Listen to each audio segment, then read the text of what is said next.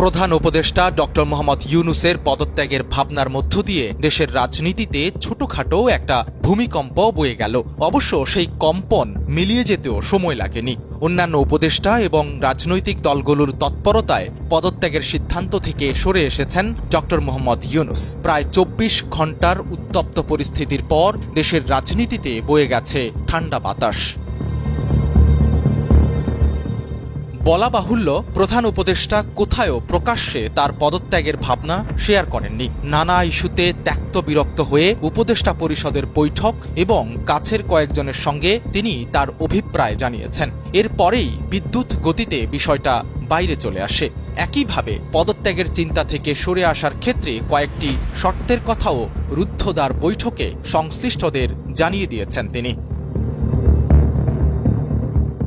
প্রধান উপদেষ্টা ডক্টর মোহাম্মদ ইউনূস পদত্যাগ করছেন না। শুক্রবার তথ্যটি স্পষ্টভাবে জানিয়েছেন তার বিশেষ সহকারী প্রকৌশলী ও প্রযুক্তিবিদ ফয়েজ আহমেদ তৈয়ব। এক্ষেত্রে অবশ্য কিছু শর্তের কথাও জানিয়েছেন প্রধান উপদেষ্টা। ঠিক শর্ত না হলেও সহকর্মীদের উদ্দেশ্যে কিছু স্পষ্ট বার্তা দিয়েছেন। ডক্টর মোহাম্মদ ইউনূস জানিয়ে দিয়েছেন, উপদেষ্টাদের আরও তৎপর হতে হবে। এর মধ্য দিয়ে ক্যাবিনেটকে গতিশীল করতে হবে।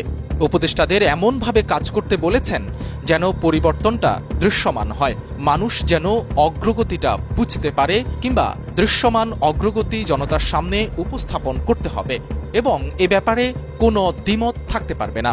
সব মিলিয়ে ক্যাবিনেট সদস্যদের তৎপরতা বাড়ানোর নির্দেশ দিয়েছেন তিনি।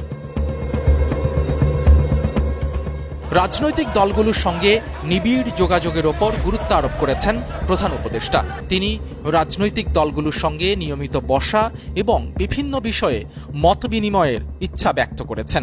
ডক্টর মোহাম্মদ ইউনূস মনে করছেন, পলিটিক্যাল পার্টিগুলোর সঙ্গে সরকারের কোনো ধরনের বিচ্ছিন্নতা কাম্য নয়। পাশাপাশি পার্টিগুলো আন্দোলনের নামে জনভোগান্তি কমাতে দায়িত্বশীল আচরণ করবে।